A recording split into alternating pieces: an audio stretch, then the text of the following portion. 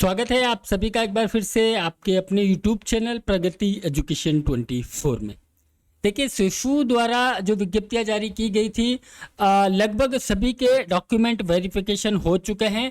आज 13 सितंबर है और आज से जो डीवी स्टार्ट होने वाले हैं 16 तक, वो होंगे महिला स्वास्थ्य कार्यकर्ता एएनएम के लिए।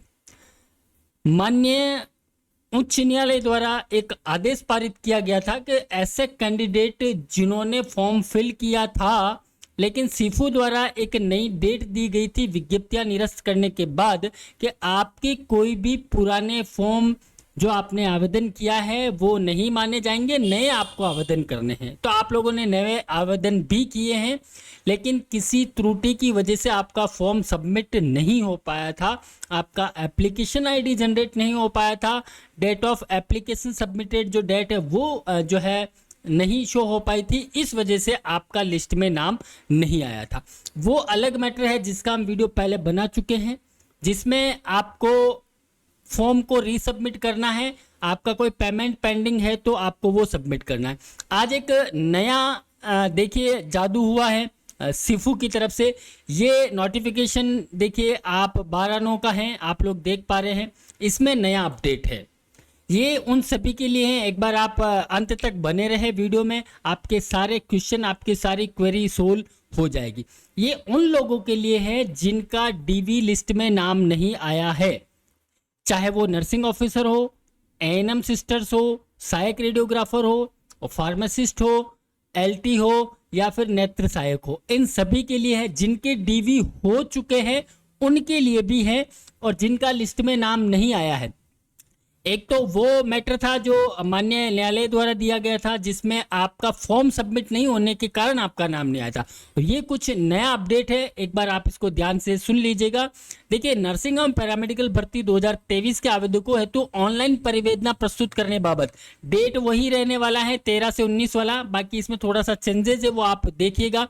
राज्य स्वास्थ्य एवं परिवार कल्याण संस्थान जयपुर द्वारा नर्सिंग एवं पैरामेडिकल भर्ती 2023 के क्रम में नर्सिंग ऑफिसर, महिला स्वास्थ्य कार्यकर्ता, सहायक रेडियोग्राफर, फार्मासिस्ट, लैब टेक्नीशियन एवं नेत्र सहायक के पदों हेतु पृथक पृथक विज्ञप्तियों के माध्यम से ऑनलाइन आवेदन आमंत्रित किए गए थे। यानी कि ये सभी विज्ञप्तियां निकाली गई थी सीफू के द्वारा, जिसमें अलग अलग विज्ञप्तियां थी, अलग अलग डेट थी आपके ऑनलाइन फॉर्म फिल करने के लिए। यहां तक क्लियर है। समस्त पदों के आवेदकों को तत्समय ऑनलाइन आवेदन प्रपत्र में त्रुटि संशोधन किए जाने का पर्याप्त अवसर भी दिया गया था।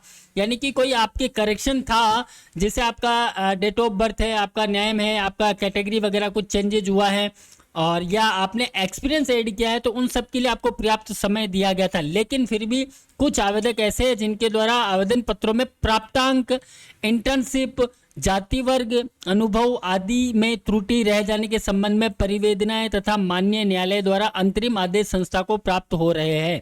कहने का मतलब ये है कि आप सभी ऐसे कैंडिडेट जिनका डीवी हो गया, मैं उनकी बात नहीं कर रहा हूं, उनको कुछ भी नहीं करना है। आप लोग ना तो कमेंट्स करें, ना आपको इस लेटर के बारे में कोई टेंशन लेनी है, ठीक है। जिनके डीवी हो चुके हैं उनको कुछ नहीं करना है, जिनके डीवी होने वाले हैं उनको भी कुछ नहीं करना है, क्योंकि आपके जब डीवी होंगे, आप जब सीफू में जाएंगे, एएनएम की मैं बात कर रहा हूं, तो आपकी जो चीजें हैं वहां सॉर्ट आउट कर दी जाएगी।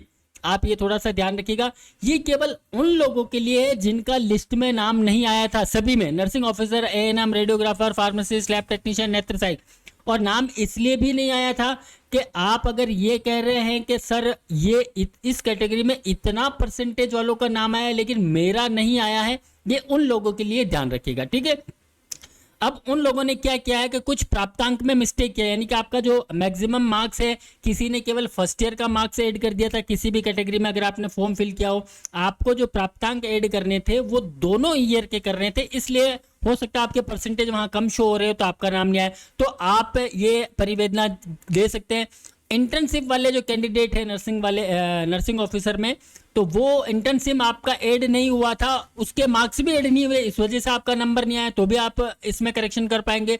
जाति वर्ग, अगर आपने गलती से कोई कैटेगरी ऐसी चेंज कर ली है जिस कैटेगरी में ज़्यादा मेरिट गई है, आपकी कैटेगरी में कम मेरिट आई है, वहां पे आपका नहीं हुआ, तो आप आपका जाति वर्ग भी चेंज कर पाएंगे। कोई एक्सपीरियंस है, अगर एक्सपीरियंस में कोई रह गया है तो आप ऐड कर सकते हैं। एक चीज ध्यान रखिएगा, अभी जैसे यूटीबी में जो कैंडिडेट लगे हुए हैं, आपका एक्सपीरियंस अब 1 साल का हो गया होगा, ठीक है। आप लोगों के ये कमेंट नहीं होनी चाहिए कि सर हम लोग अब ऐड कर सकते हैं क्या। नया एक्सपीरियंस आप ऐड कर सकते हो, लेकिन आपका एक्सपीरियंस अंतिम तिथि से पहले का होना चाहिए। यानी कि जब विज्ञप्ति निकाली गई थी उस डेट तक जो एक्सपीरियंस आपको मिला है वही काउंट होगा। कोई भी नया एक्सपीरियंस आप ऐड ना करें, वो आपके लिए और प्रॉब्लम क्रिएट हो सकती है। तो आप ध्यान रखें कि सर अब हमको 1 साल हो चुका है या 1.5 साल हो गया, 2 साल हो गए, तो क्या हम हमारा नया एक्सपीरियंस ऐड कर दे। आप नहीं कर सकते हो, ठीक है। आप वीडियो को पूरा देखेंगे, आपको सारी क्लियरिटी हो जाएगी। तो एक्सपीरियंस सर्टिफिकेट आप ऐड नहीं कर पाएंगे। आपके कोई परसेंटेज का मैटर है, अंक का, प्राप्तांकों का, वो आप चेंज कर लें। इंटर्नशिप का अगर कोई मार्क्स का मैटर है वो आप ऐड कर दे। जाति वर्ग का है वो ऐड कर दे। एक्सपीरियंस आप गलती से ऐड नहीं कर पाए थे, या एक्सपीरियंस आपने ऐड किया था लेकिन उसमें जो ईयर वगैरह है या आपको जो टोटलिंग देना था वो गलत दे दिया, वो आप चेंज कर पाएंगे। नया एक्सपीरियंस आप ऐड नहीं कर सकते हैं, ठीक है। और भी कोई त्रुटि रह गई तो आप इसमें परिवेदना दे सकते हैं। किसी भी पात्र आवेदक के भर्ती प्रक्रिया में सम्मिलित नहीं होने पाने की दृष्टिगत उक्त पदों के समस्त आवेदकों को सक्षम स्तर पर लिए गए निर्णय अनुसार आवेदन पत्रों में रह गई त्रुटि के संबंध में अंतिम बार यानी कि ऑनलाइन ग्रीवेंस पोर्टल स्टार्ट किया जा रहा है आज से। इसके माध्यम से आप परिवेदना यानी कि ग्रीवेंस प्रस्तुत कर सकते हैं। इस हेतु अवसर प्रदान किया जाता है। अतः ऐसे अभ्यर्थी जिनके प्राप्तांक उपरोक्त वर्णित त्रुटियों के कारण दस्तावेज सत्यापन हेतु उनकी कैटेगरी में अंतिम आमंत्रित अभ्यर्थी से अधिक हो रहे हैं, यानी कि जो जिस कैटेगरी में जिस कैंडिडेट को बुलाया है, जैसे मैं बात करूं कि ईडब्ल्यूएस कैटेगरी में, जैसे एग्जाम्पल दे रहा हूं मैं, आप ये मत समझना कि सर वहां पे तो परसेंटेज अलग है। जैसे 55% कोई ईडब्ल्यूएस कैटेगरी का है, 55% का उस आपके फ्रेंड का नंबर आ गया है और आप टेंशन ले रहे थे कि सर मेरा फ्रेंड का 55% पे ईडब्ल्यूएस पे नंबर आ गया है और मेरे तो 58% है, फिर भी मेरा नंबर नहीं आया। तो अब आपको खुश होना है कि आपके फ्रेंड का नंबर नहीं आया था, अब आपका भी आ जाएगा क्योंकि आपके 58 है, तो आप चेंज कर पाएंगे। ये आप थोड़ा सा ध्यान रखिएगा, चाहे किसी भी कैटेगरी के हो, ठीक है। किंतु दस्तावेज सत्यापन में आमंत्रित नहीं किए गए हैं को निर्देश किया जाता है कि वर्ष 2023 की नवीन विज्ञप्तियों के संदर्भ में परिवेदना ऑनलाइन ग्रीवेंस पोर्टल 13/9 से स्टार्ट किया जा रहा है, जो 19/9 तक ये रहेगा। तो 13 तारीख आज से स्टार्ट हो गया है, 19 तक होने वाला है। तो आप आज ही आपकी परिवेदना जारी कर दे या कल कर दे, जैसा भी आपको उचित लगे। तो चीजें आप ध्यान रखिएगा, है ना। जो मैंने आपको बता दिया वो क्लियर रहे आपके लिए। परिवेदनाओं के संबंध में पद की मूल विज्ञप्ति में वर्णित शर्तें जो मैं आपको ऊपर क्लियर कर रहा था, अंतिम तिथि, दिशा निर्देश तथा पात्रता, जाति प्रमाण पत्र, जाति वर्ग, अनुभव आदि की निर्धारित हेतु निश्चित की गई समय सीमा ही लागू रहेगी। समझ में आ गया। अगर आपका कोई एक्सपीरियंस सर्टिफिकेट है और अब अगर आप नया लगाना चाह रहे हैं तो आप नहीं लगाइएगा, नहीं होगा। समय सीमा जो विज्ञप्ति में निर्धारित की गई है, यानी कि विज्ञप्ति की अंतिम तिथि तक आपका एक्सपीरियंस कंप्लीट हो जाना चाहिए था, है ना, तो वही काउंट होगा। नया आप लगा देंगे तो आपकी इच्छा है, अब बाकी नहीं लगाए आप कोई भी एडिटिंग अनुभव में नहीं करें, ठीक है।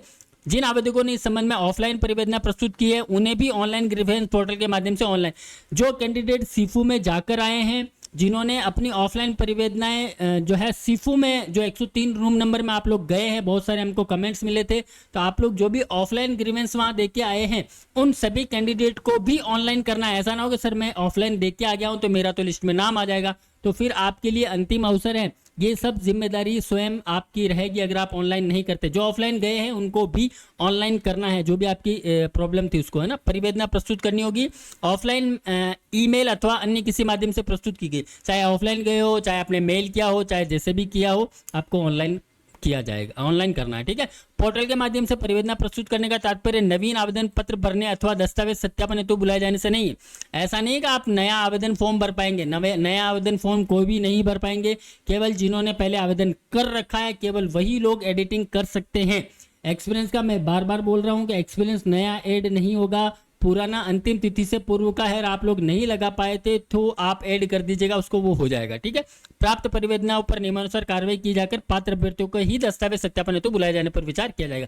यानी कि अब फिर से नई लिस्ट जारी होगी सभी के लिए, नर्सिंग ऑफिसर हो, फार्मासिस्ट हो, लैब टेक्नीशियन हो, एआरजी हो, एएनएम सिस्टर्स हो, सभी के लिए। जिन जिन के नाम नहीं आए हैं केवल उन्हीं को, जिनके वेरिफिकेशन हो गए उनको कोई टेंशन नहीं लेनी है, जिनके वेरिफिकेशन होने वाले हैं उनको भी इस पर कोई ध्यान नहीं देना है। ये केवल उनके लिए जिनका लिस्ट में नाम नहीं आया था, अपने फ्रेंड का नाम देखकर आप टेंशन में आ रहे थे कि सर मेरे फ्रेंड का हो गया, मेरा नहीं हुआ, केवल उनको ये देखना है। तो आप वीडियो को आराम से ध्यान से देखिएगा।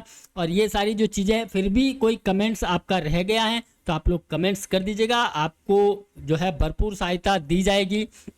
और ये जो है परिवेदनाएं आपको प्रस्तुत करनी है, और जो माननीय उच्च न्यायालय का जो निर्देश है उसके अनुसार भी आप चेक कर लीजिएगा। ये आज एक नया इन्होंने अपडेट दिया है, ये चीज़ें एक बार आप देख लीजिएगा। और मुझे नहीं लगता है कि अब ये आचार संहिता से पहले ये भर्ती पूरी हो सकती है। फिर भी देखिए, चिकित्सा विभाग की ये लापरवाही कहे या स्टूडेंट की कहे, आप लोगों की भी गलतियां हैं बहुत सारी। खैर जो भी है, आप लोग इसमें अपडेशन दे दें अपना।